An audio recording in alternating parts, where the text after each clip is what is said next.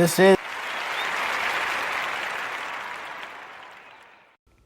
is GF, your host of the Depuy Pinnacle HIP Litigation podcast.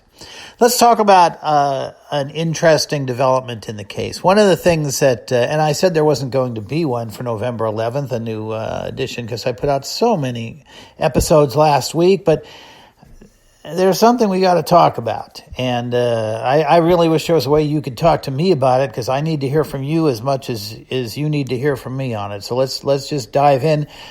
First, let's get out of the way where if you want your opinion to be expressed here, I think that's a great idea. So the email here is hiplitigation@gmail.com. Write me a nice email and tell me what it is that you've got to say on this topic or any other topic pertaining to this Depuy problem that we're all experiencing. But meanwhile, before we go any further, you got to pay your dues. See down below where it says subscribe? You have to subscribe. Doesn't cost you anything. It's a free subscription. But you have to subscribe, and you see where you've got the thumbs up, thumbs down, probably right next to it. Give us a thumbs up. And I'll wait. Okay, there you go. Let's talk about something that's approaching all of us right now. One of the things I've been trying to get a feeling for, and I really have not been able to do it, is how many people out there, how many have you actually gotten an offer to settle your case? How many of you have accepted it? And how many of you are in the situation where you're waiting to get an offer? I would really like to look at that. And here's why. I think, unfortunately, a lot of the people in, I guess, all three situations believe that the situation is kind of, I'm not going to say hopeless, but set. In other words, that there's not much they can do other than decide to take what they're given or somehow lose the case. And that's what I've been working on this last week.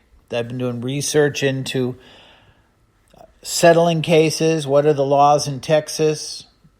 Do you have to accept the laws in Texas if you're not from Texas? What if your case was filed in California and Judge Kincaid properly had it drawn over to his court? Are the rules for settling cases and what you're entitled to do and not entitled to do the same in California? Or are you entitled to go by the rules of California, or are you subject now to the rules of Texas? Okay, here's what my point is and what I think we have to just sit down together, maybe in a big room somewhere, and here's what we got to do. We have to take the opinion, and I'm speaking now to the people mainly who have not settled their case. Now, if you have an offer on the table, you don't have an offer on the table, this still applies to both of you. If you have an offer that you're looking at and it looks really, terrible, just like, boy, that's crazy. What we have to do is see, is there a way that we can whittle it down to make it fit so that instead it is a good offer for you? I want to give a classic example, or let's say your meds as gathered by someone you trust, maybe your attorney, but maybe you have somebody who's a forensic accountant who knows these things and knows where to look for them and knows where to look for all the expenses that your attorney might not know. And he's gone through all of the things like days at work that you missed from the pain and miles you drove to go to the doctor appointments and the reacher that you bought to get things off the shelf because it hurt and all of those kind of things. And of course, if you did have the revision surgery, the expenses for that, the expenses for the nursing home.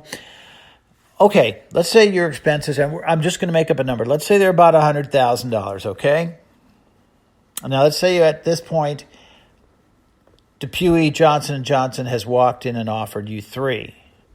The normal routine would be you would hear from your attorney, I've got some good news. Oh, yes, I've got some fantastic news.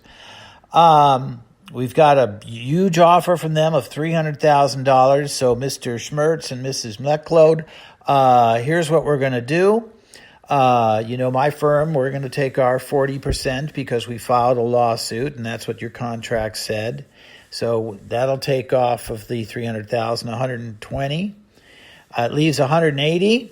So I've gone to your insurers, and I've told them that I don't think they're entitled to reimbursement in a lot of cases. And so I've gotten their claim for reimbursement down to $50,000. Yes, thank me. Oh, yes, I'm a great person. Thank you.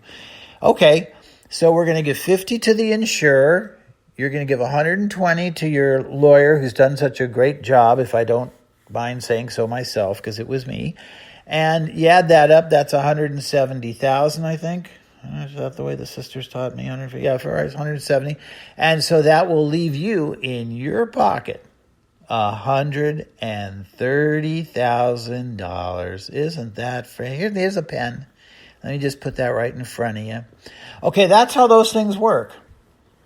And, in your head, you're going to be thinking, $130,000 for all the freaking pain I went through and the hobbling and having people in public see me walking with a limp.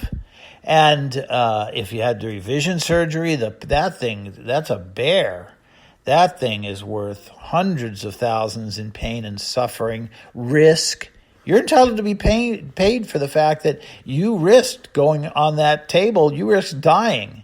You still face the possibility that cancer may show up from the cobalt that's long ago gone, or at least that's gone from the date of the surgery. I don't know if it was long ago. You could still get cancer from that. Luckily, the odds of it decreases each day, but you still could. Well, you're entitled to big bucks.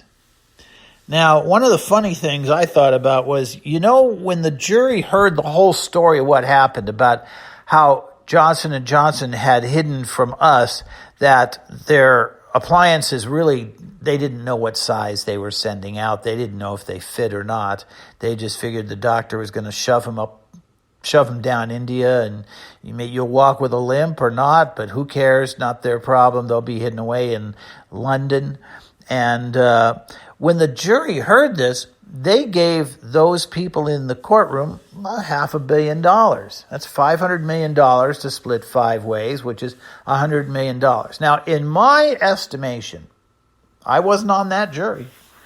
I don't think the jury said, I would really love to see out of this $100 million, I'd love to see 40 million of it go to the attorney. I really think that's who deserves it.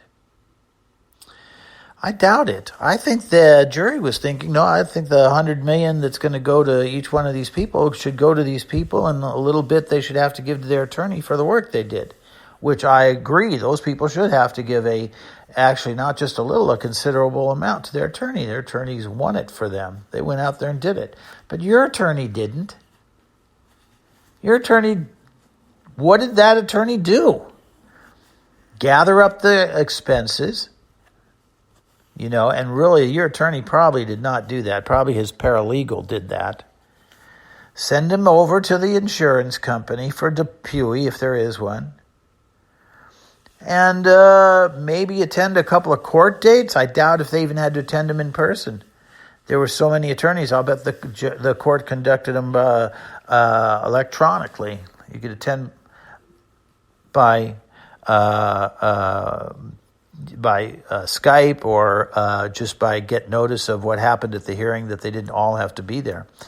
But none of our attorneys have tried the case. So if any of our attorneys say they're entitled to their full fee out of your $300,000, that your attorney is entitled to $120,000, they're going to have to prove that. Now remember, this is the point. If you don't do anything, if you sign the paper and say, well, I guess I agreed to that, there's not much I can do, then there isn't anything you can do. You lose that money. Here's the $120,000 to the attorney and goodbye, and you deserve to lose it. You have to fight for it. You have to be the one to stand. The court's not going to do that. Judge Kincaid's not going to do it. Judge Kincaid does not decide how much your attorney gets. If you believe, especially if it's a settlement now, if we're not going to trial on the case, if you're going to settle what's on the table, if you're going to dispute that your attorney deserves that full amount, you have to do that. Nobody can do it for you. But here's what I want you to envision. Let's get back to the $100,000 in medical bills, $300,000 on the table. Those are just numbers we're using for an example. Let's say we talk to your attorney and we say, you know what? I want to see how many hours you worked, Mr. Attorney. Can you show those to me, please? And your attorney says, well, we don't keep track of those in contingent cases. And I'd say, well, here's the law in Texas, and it says right here that if you don't have contemporaneously kept records, your reconstruction of, well, I think I spent so many hours is not to be trusted. So we don't have to go along with what you think you spent, since you don't have any contemporaneously kept records, which is always suspect. But anyway, so let's say we look at the file, and maybe we have a really good expert look at the file that we pay out of our pocket, and he says, you know what, there's about 10 to 20 hours worth of work there. Okay, then you tell your attorney, and I would be extremely generous at this point. I would say, let's go $500 an hour. What do you think of that? That's your way of saying, I'm not out to insult anybody.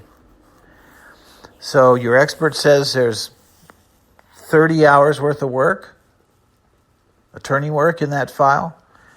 You're willing to offer your attorney $500 an hour. So you're out there, you're not being cheap. You're not looking to swindle anybody. Well, I think if you put those together, 500 times 30, that's $15,000. And you tell your attorney, okay, we've got $300,000 on the table. We're going to see if we can get the medical bills down to about 50. And I would like to see the legal bills get down to about 20. Give him an extra 5 for his secretary, for his parking, for the copies, for the messenger that he had to use or she had to use to get the papers to the courthouse, to, all the overhead that they have for each case. But if he didn't actually or she didn't actually appear in any of the trials, they are not going to be given by a judge anything close to 40% of your recovery, your settlement. That's my opinion. Remember, I'm not your lawyer. I'm not giving you legal advice. You have no right to rely on this as legal advice. If you're planning on relying on this as if I'm your attorney, stop listening now and do not do that. So, in the new figures that I just went over with you, imagine if we're sitting down, and of course, the first 2 hours will be your attorney just blowing his or her top and saying, look at all I've done for you. We signed a contract. It's in writing. And some of you are saying, well, wait a minute. If we did sign a written contract and both parties agreed and I swore I was of sound mind and body, how could we get out of that? We can't just walk away from a contract we signed. And the answer is, yeah, actually, we're in one of the strange type of contracts that you actually can do that. And that's because every contract that an attorney signs with his client must be fair. And the fee that's charged must be a fair fee. So what the courts look at in a case like this is how much money did the attorney win for you? Was it a extraordinary win? In other words, did all the other attorneys lose and your attorney won?